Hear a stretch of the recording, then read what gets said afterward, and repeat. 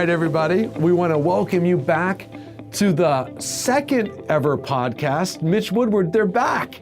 Well, they each deserve a medal after that first one. Yeah, that's great. And all four of you, please tell me how much you like the first one. So we're glad to have you back. We are live from NC State, at least at the moment of this recording. By the time you hear it, it'll probably be. In fact, it's going to be after the Olympics, I reckon, by the time you actually hear the second podcast of the Stormwater Circuit Riders. Love the Olympics. Yeah, and so Woodward, what's your favorite sport in the Olympics? Well, I like the Olympics, both the summer and the winter. I guess I like the winter because you get to see some unusual sports that you don't get to see typically during the summer. Right. But, you know, I love downhill. I just remember as a kid, I wanted to learn to ski, and in Delaware, of course, our highest mountain is about 5 feet above sea level. Right, so we had to go to the Poconos. Right. And I took a lesson up in Pennsylvania, not far. So a couple-hour ride, went up to Jack Frost, I think, took a couple classes, and I was afraid to turn. Yeah. And I made it down the hill without crashing into the lodge or anything, and I just became enamored with downhill.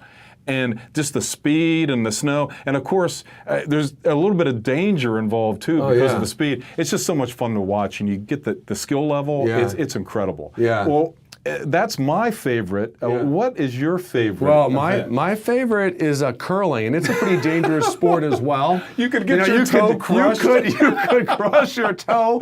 The thing is, if I ever get into the Olympics, Mitch Woodward, that's going to be my entree. We could have a It's a bunch of middle-aged white guys. You know, right? They're out there and they're brooming, they're sweeping. It's about physics. So my question is, though, is it really a sport if you could drink a beer while you're doing it? That's why I think I can try it. I think they have tummies. I mean, this is it. You know, it's like a bowling leg on ice. You know what this is?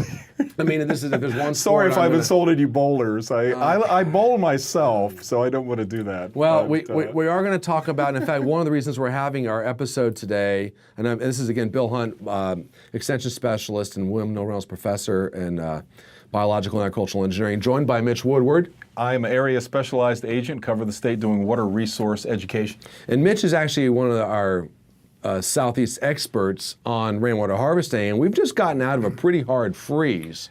We have. And so I wanted to talk a little bit about what happens with rainwater harvesting. And by the way, we have a guest coming up soon that I'll introduce who's done a lot of research in the subject of rainwater harvesting. But Mitch, you know, tell us a little bit about what this freeze has done with rainwater, and just, I guess, tell us briefly what rainwater harvesting actually is. Sure. So what we're doing is we're sizing cistern tanks to capture water off rooftops typically. Rooftops are a great source of water.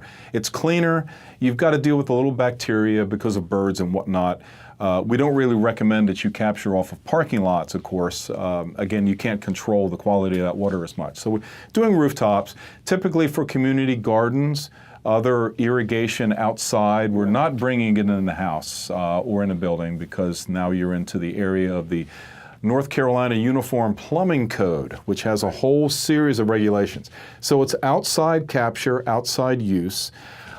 Maintenance is a critical issue and need for these systems. Like I say, you know, it's a very simple system with 1,000 parts. Right. And you need to clean the filter. Think of it like a car.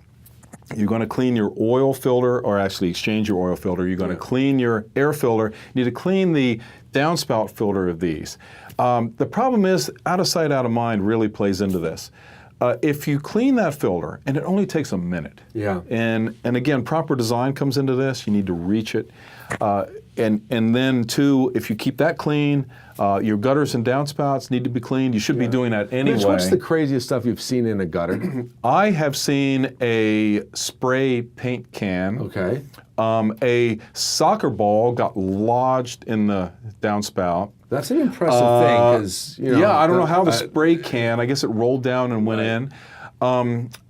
Typically, though, you know, it's Doritos, well, not just picking on Doritos, but any kind of potato chip bag, fast food bag, hamburger, anything that can be, you know, I guess, caught up in the wind and fall on a roof. And so anything, you know, a can of Altoids mints has made it up there? Has made it up and got lodged in a downspout.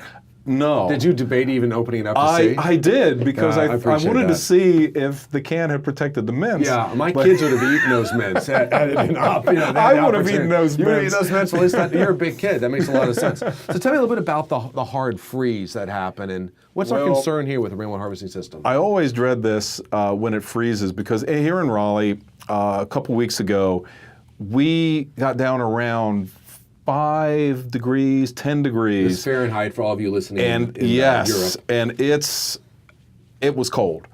And because of the lack of maintenance on many of these systems, we do get occasionally, especially on wet systems, water laying in pipes. So a wet system is one where you actually keep water in a pipe. Yes, it And flows it's from the above roof, ground. Yeah. goes underground, and then comes back up out of the ground and into the tank. Yeah. It's a great design because you don't have the pipe across windows and across the side of the it building. could be like 100 feet away. It's if you great, want. but you've got to leak that down during the winter. There's a couple ways to do that. Yeah. But that happens also. First flush diverters, which capture a small portion of the runoff, those fill with water, and if you don't maintain those, they get clogged. Any type of small pipe coming from a pump, coming from a drawdown device, if we're going to talk about that, we can talk about that later. The large pipes typically not, but the smaller pipes that are easily frozen, particularly on the north side of buildings, you can get away into from the sunlight. Interesting. So problems. a design tip is, if you can, put the rainwater harvesting tanks on the southern side of buildings. If you can possibly do it. I'm a fan of the south side of life, so I'm with you on That's that. not a driver, Yeah. but if you can possibly do it, sure. Well, I'd like to bring in a good friend of ours, and I say ours because Mitch has been a very good friend to Dr. Kathy DeBusk G, or Dr. Kathy G, and she is at Longwood University. I'm like, gosh, in Farmville, Virginia. Farmville, Virginia. And Kathy's actually one of my graduate students, and she's done former grad students now, and she's done a tremendous job looking at rainwater harvesting. So we're going to go ahead and bring Kathy in. We'll chit chat with her on the phone.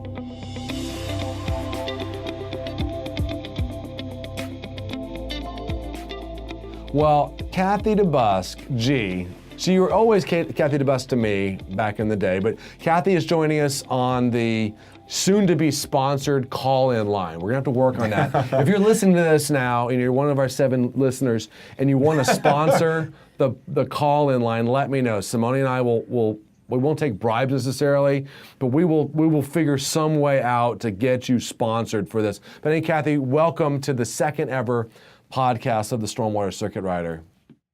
I am happy to be here. It's great to talk with you guys today. Well, that's awesome. Good to talk with you too, awesome. Kathy. Well, Kathy, this is the Olympics edition of the podcast. What is your favorite sport? Winter. Figure skating. Figure skating? Figure skating. Who's your favorite? Is Tanya Harding like your favorite skater of all time? No, that's She no. should skate with like a lead pipe. As an aside, I went to the restaurant where Tanya Harding was busted in Oregon, in Portland, Oregon. They went into the trash, and I don't know what it was, but the people who owned it saw that someone was tampering with their dumpster and wanted to know who it was. And apparently Tanya Harding had taken her I guess the documents that implicated her in the attack on Nancy Kerrigan and thrown it in this dumpster, and the people who owned the dumpster noticed someone had tampered it and figured out they want to know who was tampering with their dumpster. If she'd only driven 3 more miles down the road, she never would have been caught.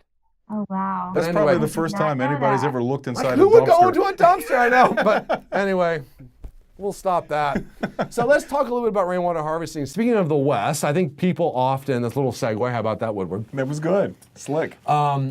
People associate rainwater harvesting as a Western U.S. because of the dry nature of the West technology. What do you think the hang-ups are or opportunities are really with rainwater harvesting here in the South?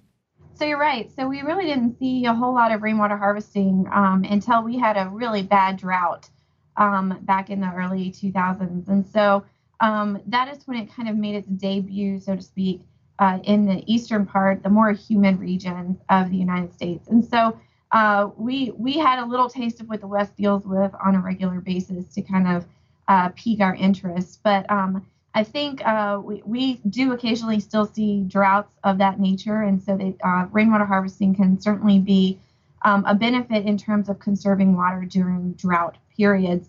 but it also has other benefits associated with it as well.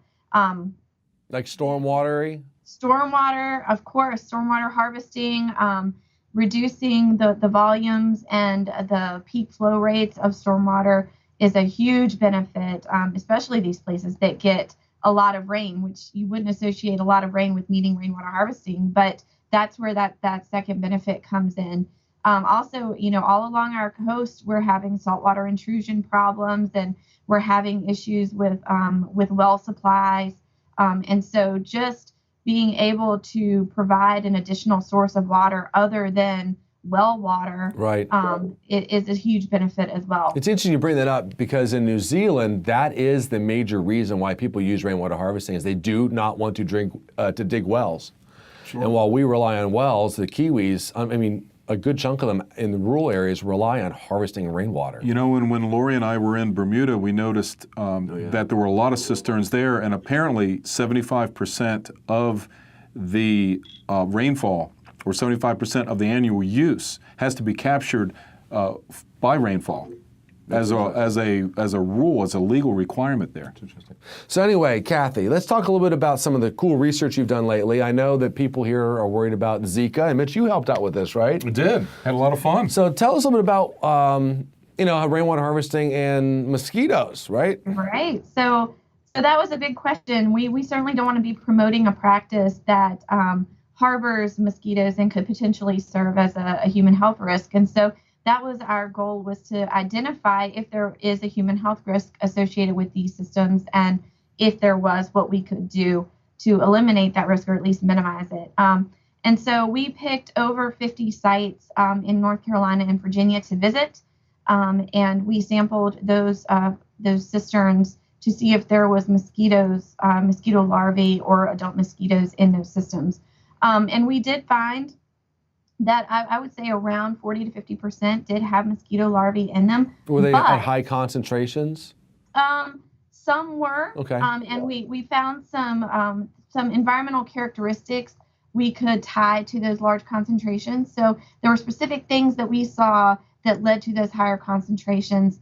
And those specifically were a lack of filters on downspouts, or a lack of filters on the pipes, like the overflow pipes that were coming out of the system. So if the mosquitoes had a way to get into the tank, then we saw a very large concentration of mosquito larvae in those tanks. But on the flip side, if we had our openings screened, if we had gutters that had been cleaned out, so there was really no place for a mosquito to hide or to lay their eggs, then we saw pristine cistern condition. So it's a relatively easy fix. I recall maintaining our gutters and our filters and making sure that those mosquitoes can't access the tank is the primary key to having a clean system. I recall that the ones with a lot of the mosquitoes did have numerous maintenance issues, like lids off, the tank gaskets that were not tight or just missing, overflows that had water standing in it. So things that you would obviously associate with mosquitoes and having access to water typically were the ones that had the problem. Absolutely, and you picked up one that I missed, but having gaps where the pipes go into the cisterns, having gaps between those pipes and the tank itself that a mosquito can shimmy in and get easily in there. fixed. Easily fixed issues, not very expensive, just takes time, but almost universally, these are simple systems that people just aren't routinely maintaining. Yes. So Kathy, to me this sounds pretty hopeful. There's a way around this being a mosquito problem, and obviously if as designers we know, hey, this is what we have to do to fix it, then you know what, we can fix it, right? Right. I guess I want to ask you now, sort of I have two more questions I knew I wanted to hit you up on. Is Mitch had talked about keeping the water outside. And that's obviously a lot easier, but I know a lot of people are interested in taking water. For example, at UNC Chapel Hill, if you ever get to go over there in a place where they harvest rainwater and you go to the bathroom, at the toilet or at the urinal, they have a sign that says "Do not drink." Which, by the way, they tell you, they have to do it by law, but they realize you probably won't drink it. And I appreciate that sense of humor, I really do. I'm not going to be drinking out of the urinal anytime soon, but that's okay. I'll heed your warning, right? So sometimes it's helpful to be told not to drink out of the toilet. Yeah, I mean, I guess so, right? But people are going to want to start bringing water inside because that's a pretty, flushing toilets happens to be a very reliable use for captured rainwater. What type of treatment needs do you see forthcoming, or what's on the books? Yeah, so I want to first say I just finished up a study in Greene County, Virginia, and it's in the Blue Ridge Mountains, and so their access to water is very limited. A lot of wells are not producing the flow. If you can even find water, they're not producing adequate flow to support a house, and you may not have access to a spring. And so I just did a year-long study looking at the quality of water for a house that relies solely on harvested rainwater. So we looked at physical and chemical components of the water, and we also looked at microbial or bacteria. And the rainwater system continuously and consistently produced water of superior quality to the other two, to the spring and the well. And so with the proper treatment, these can really be alternative systems for our traditional methods of obtaining water. And it makes a great additional source as well, because a lot of these low-yielding wells that are like half a gallon a minute or something that's not adequate for household use. If you have a storage tank, the pump can add water to that over time so that you can meet demand on a high use period, or having water from the roof as long as it's clean and you can treat it. That's where that kind of thing makes sense. Absolutely. So to bring it in the house, the treatment that you want to make sure you want to have a filter to remove your coarse and particulate matter, your sediment. You want to have a carbon filter to help remove, again, some of that particulate matter, but also odors and tastes associated with the water.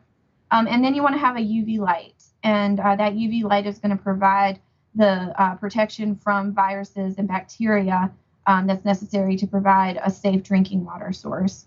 And that sediment filter and that carbon filter, it's important to put those before your UV light, because that sediment and stuff could block some of the efficiency of the UV light. So the order in which you put these is important as well, but it's a relatively simple and straightforward method for making sure your water is clean enough to drink. It may not be a fair question to ask you, Kathy, but how expensive roughly is that? So it can run, depending on the size, of course, and all of that is sized based on your flow rate. It's how much flow you want to have your system provide. But it could be a couple $1,000s with very minimal maintenance. Sediment filter cartridges could be $100 for you to change once a year. And UV lights can be changed once a year for minimal amount. So that initial amount is going to be the biggest expense, and then maintenance is pretty minimal. Well, let me ask you guys, Mitch and Kathy, a question. I mean, it seems like one thing that a benefit of rainwater harvesting is if you want to go, quote, off the grid, you could. Now, have you run across people that are sort of taking advantage of that and like, hey, I'm just going to supply all my water, I'm done with it? Absolutely. So that system that I studied in Greene County, completely off the grid. And that wasn't the driving factor for them putting one in, the lack of water was, but it certainly is a benefit in their opinion. And so you're also, you're not subject to any restrictions or usage restrictions or anything like that. So that's also a draw for a lot of people. Yeah, I have heard that in Raleigh, that during their droughts, that people liked using them just because they didn't have to. They could water on Tuesday and Wednesday if they wanted, right? Exactly. So, Mitch, have you come across this too? I have not as much, but in Raleigh, what I'm told is about 75% of the water that we use during the irrigation season, the summer months, that is drawn from Falls Lake is used for irrigation water. So that would mean only 30% was used for actual household use or toilet flushing or inside the house.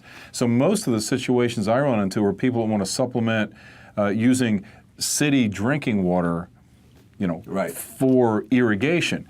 I have not run into anybody that is using this, as a way to get off the grid. Very little water is actually used, when you take a look at most of the water that we use, very little is actually consumed or used within the house. It actually amounts to about 60 gallons a person a day in the house, where you can spend thousands of gallons and thousands of dollars irrigating a landscape.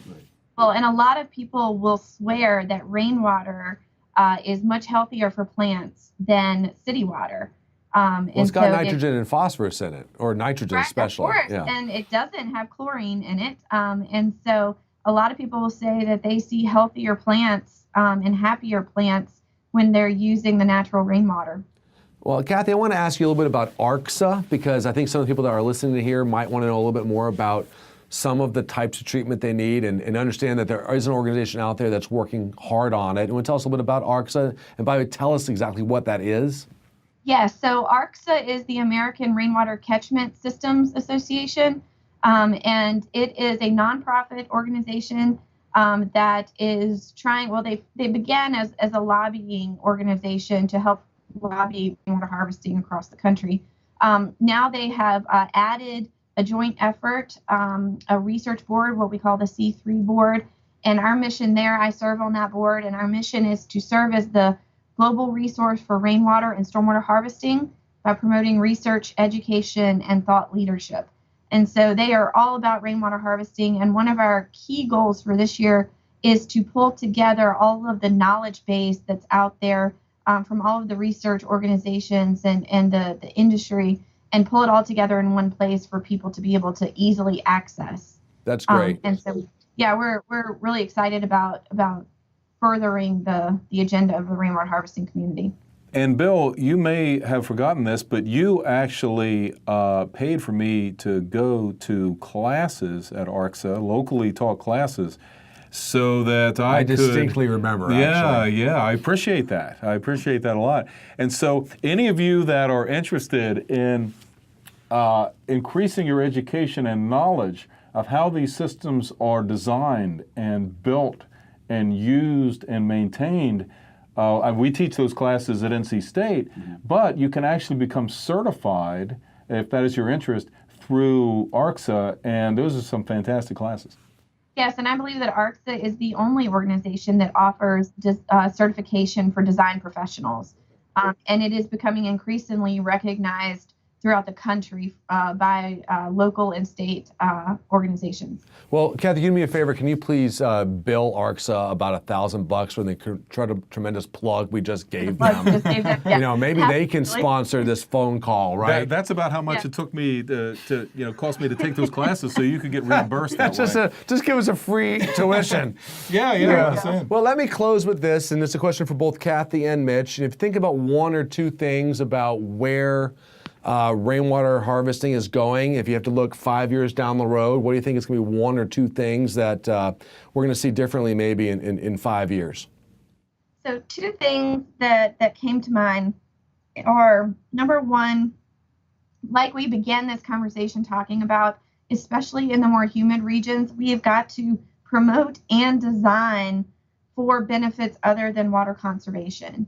And I think doing that will not only increase public interest, but it will also increase the benefits that we're seeing with relation to stormwater management and to, reducing our potable water intake from other sources. So I think, marketing our systems and promoting them as for other benefits other than water conservation is important. And the second thing is there still seems to be a lot of doubt in the regulatory community about the safety of harvested rainwater.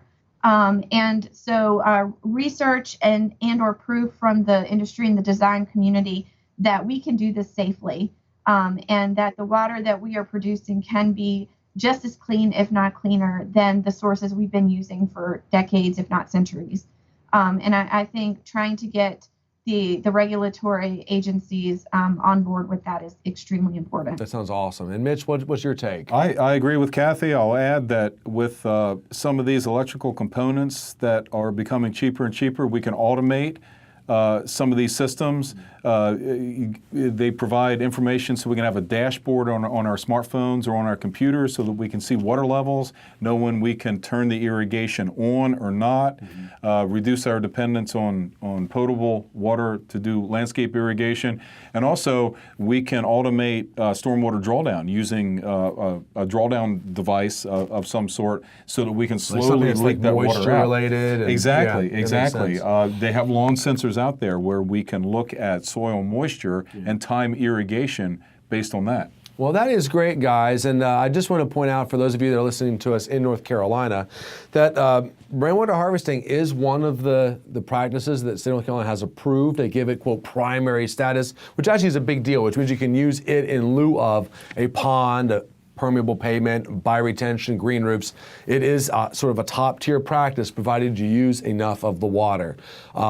Kathy, thank you so much for joining us. It's been great to have you on the program. Thanks for having me. This was fun, guys. Oh, it's awesome. We'll have to have you back. And Mitch Good to see you, Woodward, Kathy. it's always good to have you. Enjoyed it, Best Bill, deputy as host always. in the Thank you. world. And I'd like to thank our technical director, Simone Keith.